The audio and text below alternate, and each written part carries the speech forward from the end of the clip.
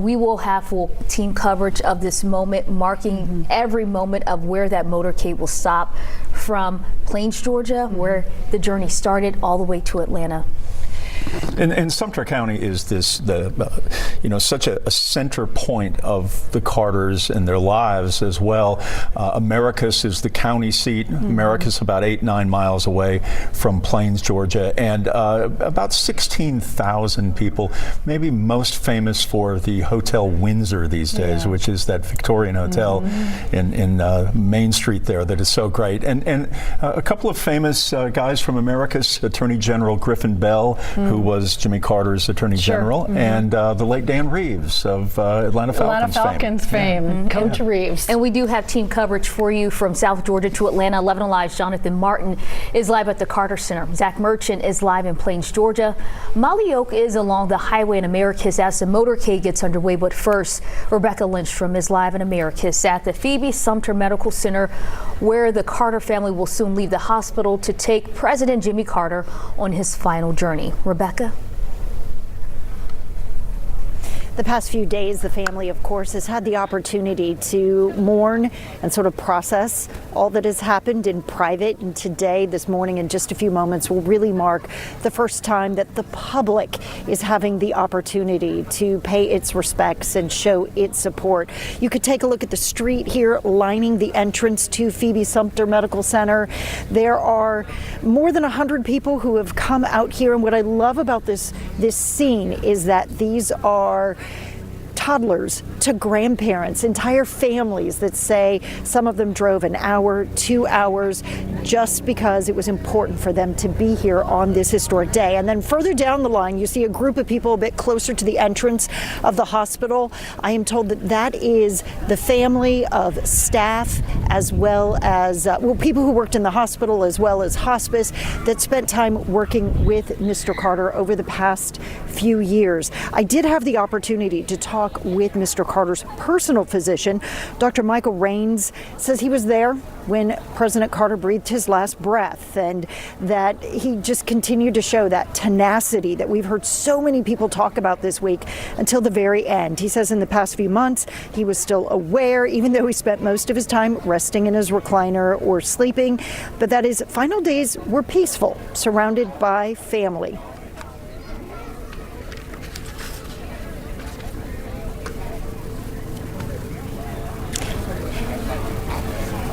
And so we just take that moment to pause and just to think about all that Mr. Carter's legacy has meant to each and every one of us. What you're going to see here in a few moments, we're told we will be given a 5-minute warning. And when that time happens, we are going to see his special agents that have been involved in his protective duty for really the last 40 years. There are representations from all the way from the early 80s.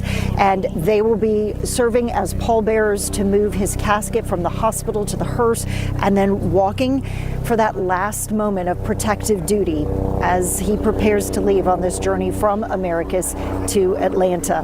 Live here at Phoebe Sumter, Rebecca Lindstrom, 11 Alive News.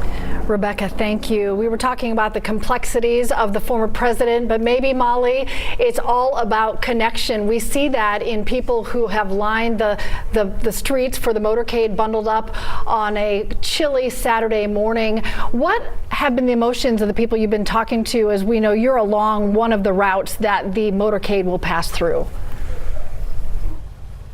And Cheryl, I do want to point out, we just watched that motorcade come from Plains towards Americus about 10 minutes ago. So they should be arriving where Rebecca is any minute now. Now, once that motorcade arrives in Americus, it will start the procession and then head through Highway 280 down toward Plains, where you can already see the roadblocks have just opened up. If you can see those blue flashing lights, that's where I have been talking with people all day yesterday. They were traveling for hours, saying they expect it to be an emotional day. But one man I spoke with was born here. Phil Wise volunteered and worked with Mr. Carter throughout his political career. However, he says he'll always remember the former president as his Sunday school teacher. Here's what Phil says it means to him, knowing so many people want to pay their respects today. I think it talks and represents the depth of emotions that he was able to share with people. I think these folks know how much he did care, how hard he worked, and that he practiced he practiced what he would teach in Sunday school. Someone once said that they would rather see a sermon than hear a sermon. And in Jimmy Carter, you saw a sermon every time he took up a hammer, or he went overseas, or he held out a malaria bed net, or he gave out a pill of Mectizan. That's the Jimmy Carter that you saw and will be remembered. Now, just for some perspective of what that motorcade will look like, since we got a sneak peek as it headed into Americus past us about 10 or 15 minutes ago, we saw motorcycles, we saw SUVs, law enforcement, dozens and dozens and dozens of them. We also saw a couple of vans filled with people. Again, that is all heading toward Americus at the medical center. That's where things will start in just a couple of minutes, expected to start at 10:15. Then it'll head right past us into Plains toward Jimmy Carter's boyhood farm.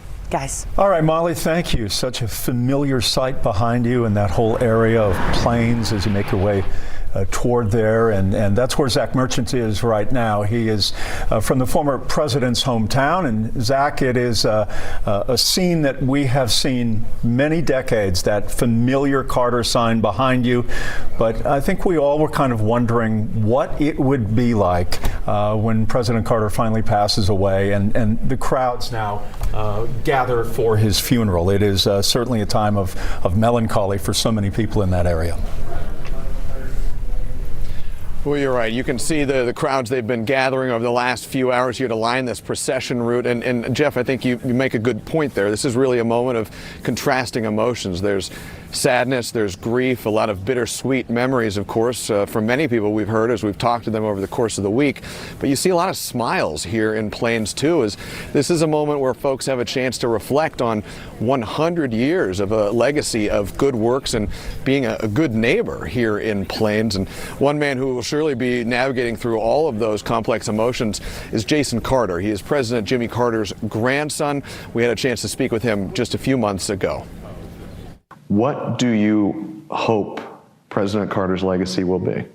You know, I think he has a complicated legacy, but it really boils down to me, and I think for him, that he lived out his faith and the commandment to love your neighbor as yourself in a way that made him respect people.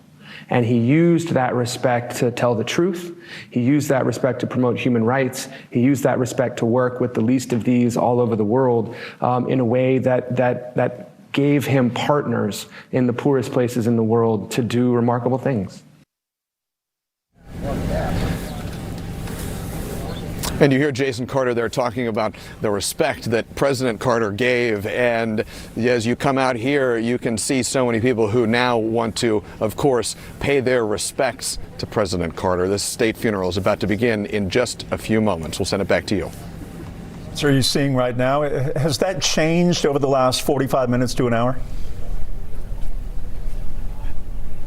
You know, it has. It's really started to build up here in terms of the number of people out here, but I think the sentiment that we're hearing and feeling from folks has been the same all week long, that respect and heartfelt admiration for President Carter. Jeff. Zach Merchant from Plains, Georgia this morning. Zach, we'll check in with you a little bit later. Thank you.